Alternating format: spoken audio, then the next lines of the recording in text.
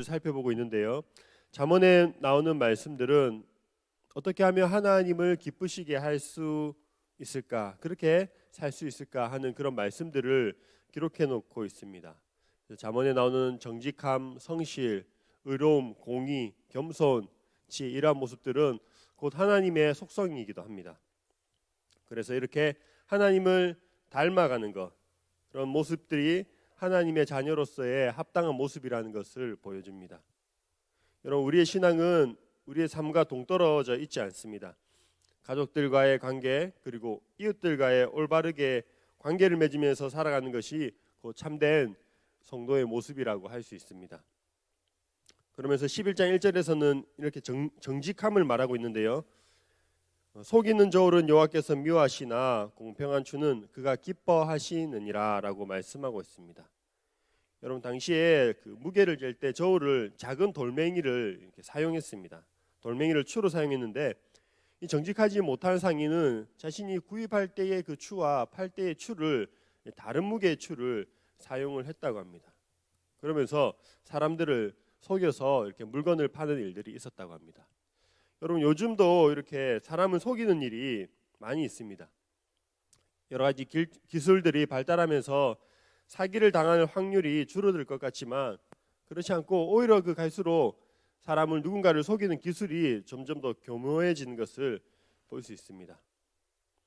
요즘 정말로 많은 사람들이 속고 있는 것이 보이스피싱이라는 건데요.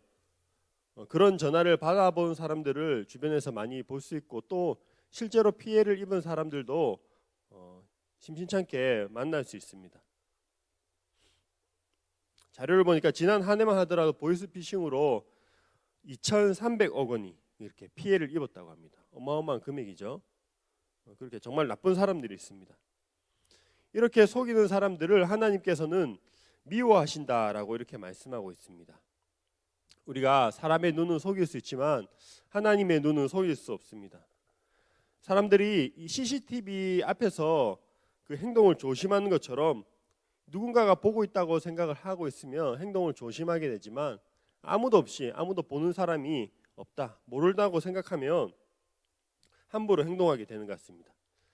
그래서 누군가를 속이는 사람은 결국 하나님을 경외하지 않는 사람입니다. 하나님께서 누군가가 보지 않고 있다고 생각하기 때문에 이렇게 누군가를 속이는 것이죠. 반대로 그렇다면 정직한 사람은 어떤 사람들이냐?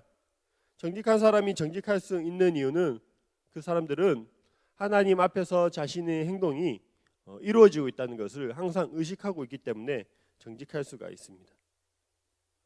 그런 정직한 자가 성실히 행할 때 그들의 앞길은 열리지만, 속이는 사람은 자신이 속인 그 꾀에 결국 넘어지게 될 것이다 라고 오늘 말씀에 이렇게 기록하고 있습니다. 6절에 나와 있죠. 정직한 자의 공의는 자기를 건지려니와 사악한 자는 자기의 악에 잡히리라. 여러분, 그래서 우리가 일반적으로 심는 대로 거둔다라는 그런 말을 자주 사용합니다. 이 말은 믿는 사람이든지 믿지 않는 사람이든지 모두에게 적용되는 그런 말입니다. 악한 일을 하면 결국 그 악에 넘어지게 된다는 것입니다. 속이는 일만 보더라도 처음에 한번 누군가를 속이기 위해 거짓말을 하면 계속해서 거짓말을 해야 됩니다. 그래서 그 거짓말을 낳고 계속 꼬리가 길어지다 보면 결국 밟히게 되는 것이죠. 여러분, 이처럼 잠언의 말씀들은 일반적인 그런 법칙들을 말씀하고 있는 말씀들이 많이 있습니다. 그래서 믿지 않는 사람들도 잠언의 말씀을 보고 같이 공감을 하고 지혜를 얻게 되는 것입니다. 하지만 그런 일반적인 법칙을 뛰어넘어서 믿음으로 받아들여야 하는 말씀들도 있습니다. 여러분, 속이는 사람, 그런 악한 일을 행하는 사람들이 많이 있는데, 그런 사람들이 자신의 행한 일들이 드러나서 처벌을 받는 경우가 있지만, 그렇지 못한 일들도 있습니다. 우리는 인과응보, 권선징악을 바라고 있지만 실제로 요리조리 잘 피해가는 그런 악한 사람들이 있습니다. 그런 모습들을 보면 정말로 정직하고 성실하게 살아가는 사람들이 낙심이 될 때가 있습니다. 좋은 마음을 품더라도 점점 냉소적으로 변할 때가 있다는 것이죠. 그렇기 때문에 우리에게는 믿음이 필요합니다. 7절의 말씀은 일반적인 법칙을 넘어서 우리가 믿음으로 바라볼 때에 이렇게 적용할 수 있는 그런 말씀입니다. 자, 7절을 읽어보겠습니다. 악인은 죽을 때에 그 소망이 끊어지나니 불의의 소망이 없어지느니라. 악인은 죽음 이후에 소망을 기대할 수 없다라고 말씀하고 있습니다. 하나님이 미워하시는 악에 대해서는 반드시 하나님의 심판이 있다는 것을 우리는 기대할 수 있습니다.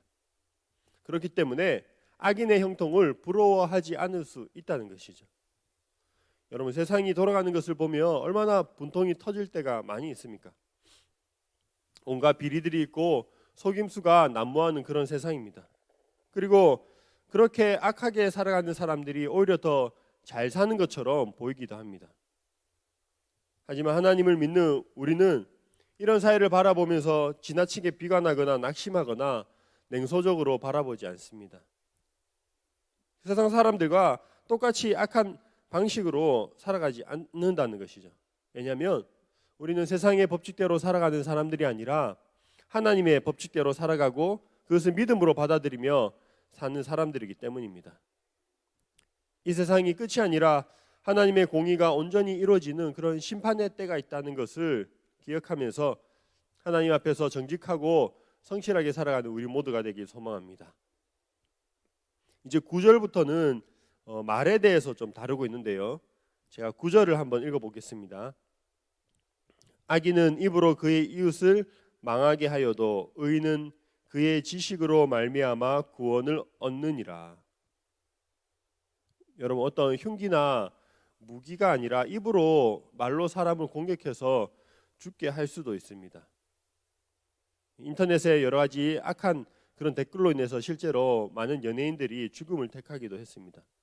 그래서 요즘은 보면 그 연예 기사 또 스포츠 기사란에는 댓글을 달지 못하도록 그렇게 되어 있습니다. 너무 심한 말들이 많이 있기 때문이죠.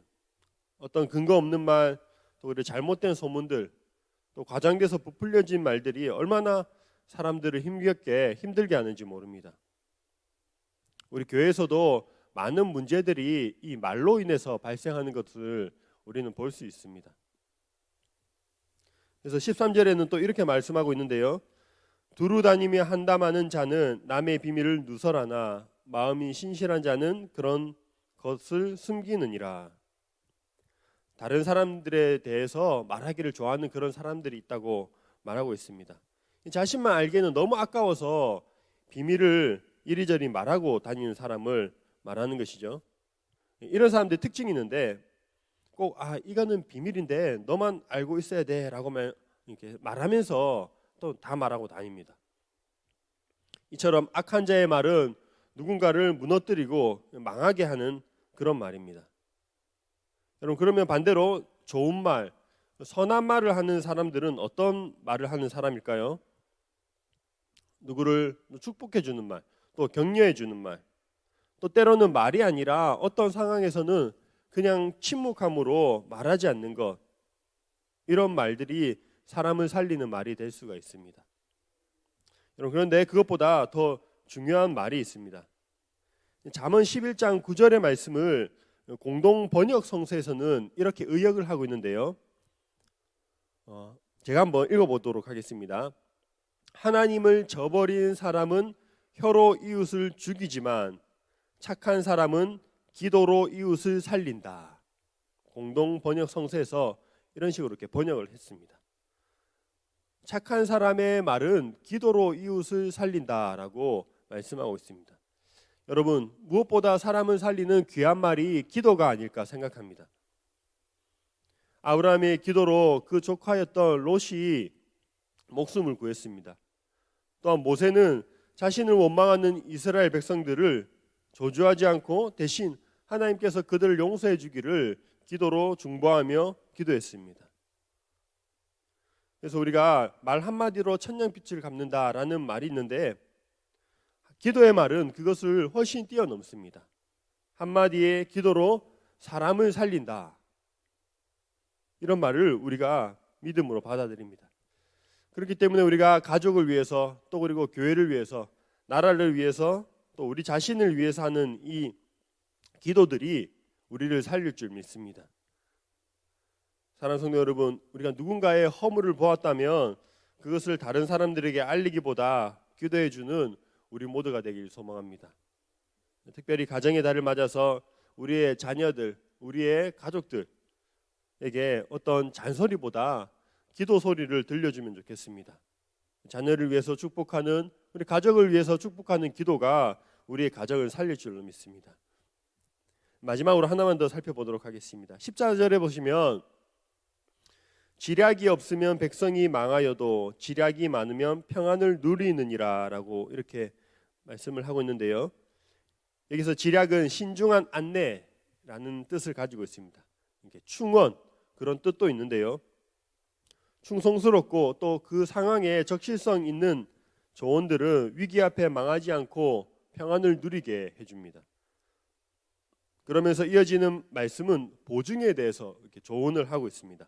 보증이 되는 자는 손해를 당하여도 보증이 되기를 싫어하는 자는 평안하니라 라고 이렇게 알려주고 있습니다. 여러분, 오늘 읽은 말씀 11장 1절에서 15절 말씀, 그리고 잠언의 대부분의 말씀들은 직설적으로 명령하지 않습니다. 어떤 일을 했을 때 어떤 일이 일어나게 될 것이다 라고 기술하고 있고요, 이렇게 조언하고 있습니다.